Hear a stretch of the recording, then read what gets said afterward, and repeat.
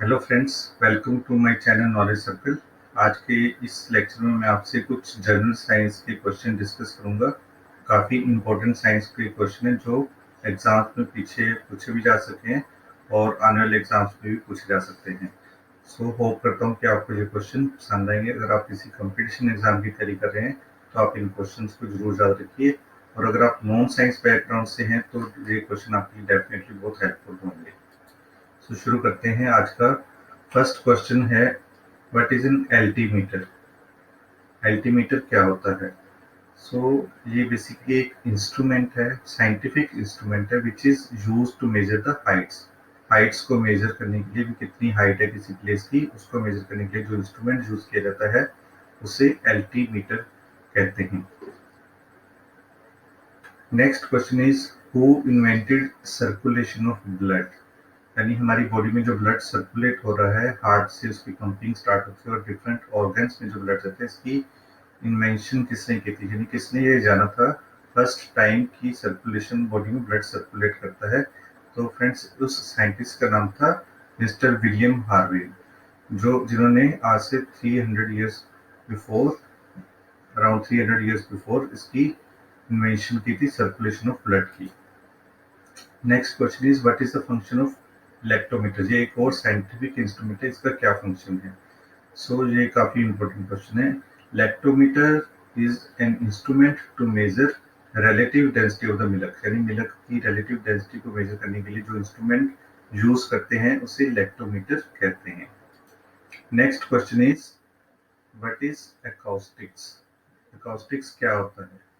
So, acoustics is a branch of science which is concerned with the study of sound। यानी जो sound, यानी जो कि हम बोलते हैं आवाज, उसकी स्टडी को, branch of science which deals with study of sound. आवाज को, ध्वनि को स्टडी करने के लिए जो ब्रांच ऑफ साइंस होती है उसे हम एकॉस्टिक्स के नाम से जानते हैं।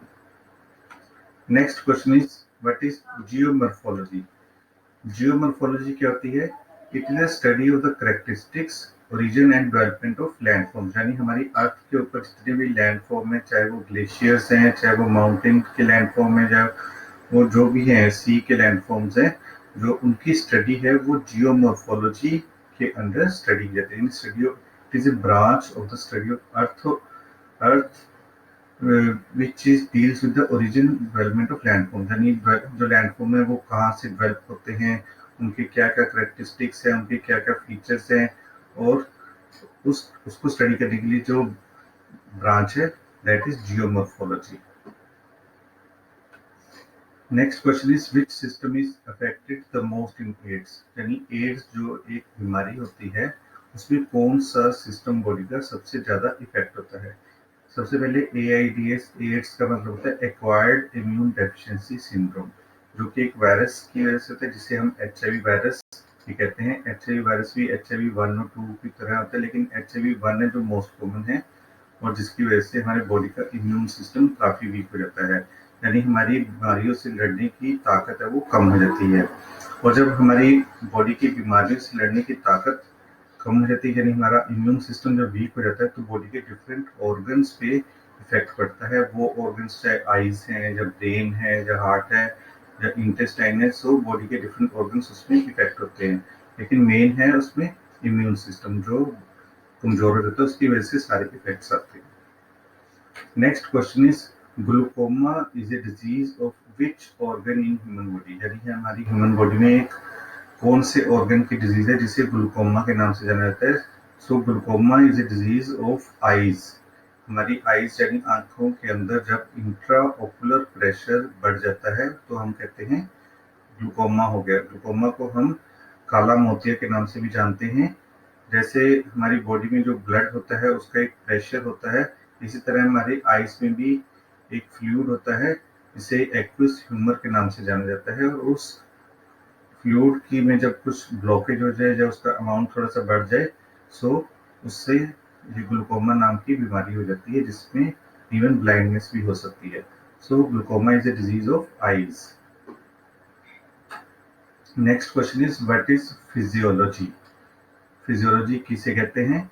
The study of the functioning of various organs of human body. यानी हमारी बॉडी के जितने भी ऑर्गन्स हैं चाहे वो ब्रेन है, चाहे वो हार्ट है, जब मसल्स है, वो कैसे फंक्शन करते हैं, उसकी जो स्टडी, उन फंक्शंस को स्टडी करने के लिए जो स्टडी है उसे हम फिजियोलॉजी कहते हैं।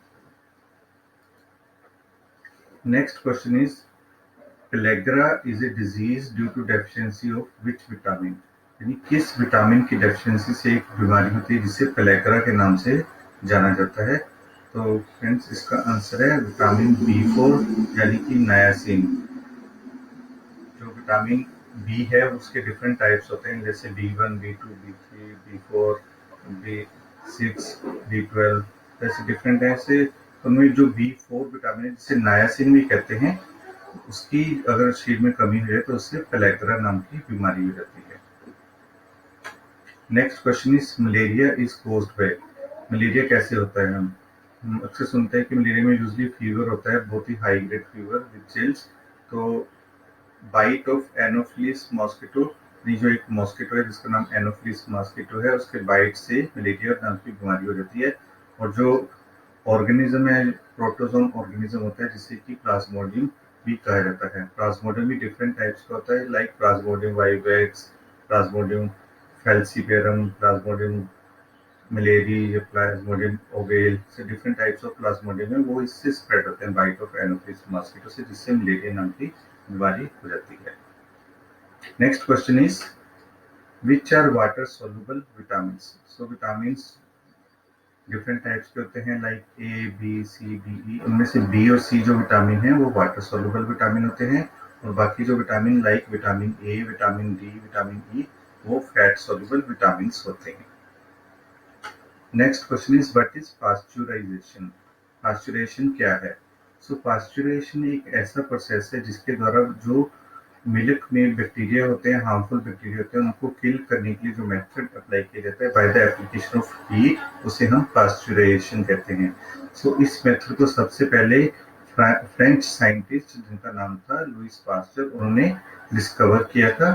सो उनके नेम पे इस मेथड को नाम पास्चुराइजेशन दिया गया है, जिसमें मिल्क को आजकल लगभग 72 डिग्री सेंटीग्रेड पर 15 सेकंड के लिए एकदम हीट करते हैं, उसके बाद रैपिड कूलिंग करते हैं। सो इसे पास्चुरेशन, जो हार्मफुल बैक्टीरिया होते हैं वो मर जाते हैं, सो इसे पास्चुराइजेशन कहते हैं। Next question is what is the total approximate length of alimentary canal, यानी हमारी जो एलिमेंट्री कैनाल मीन्स जो हमारी गैस्ट्रो इंटेस्टाइनल कैनाल है, जिसमें जो माउथ से स्टार्ट होके हमारे एनस तक खत्म होती है, जो एलिमेंट्री कैनाल, यानी मेरी फूड पाइप। टोटल जो alimentary canal, food pipe is a part of alimentary canal. Total जो लेंथ है alimentary canal from the mouth to anus is approximately 9 meters। Next question is what is the normal life span of RBCs. RBCs का full form है red blood cells. हमारी body में red blood cells होते हैं जिसमें द्वारा हम HB होता है, जो उसी की वजह से होता है। तो रेड ब्लड सेल्स की जो नॉर्मल लाइफ स्पैन है वो है 120 डेज। एक रेड ब्लड सेल 120 डेज के बाद डेड हो जाता है और नया आरबीसीज बॉडी में बनते रहते हैं। Next question is which blood group is known as a universal blood donor.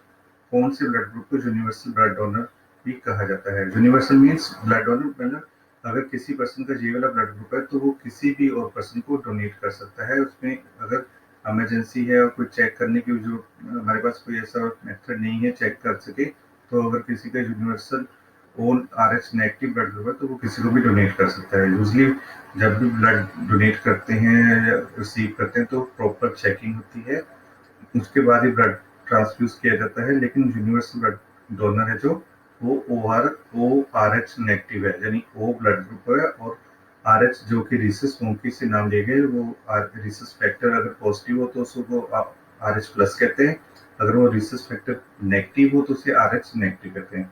So person with ORH negative blood group is known as universal blood donor, यानी वो किसी को भी डोनेट कर सकता है। सो फ्रेंड्स, ये आज के कुछ क्वेश्चंस थे। Thank you very much. अगर आपको क्वेश्चन अच्छे लगे तो आप हमारे वीडियो को लाइक और शेयर जरूर करना। Thank you very much.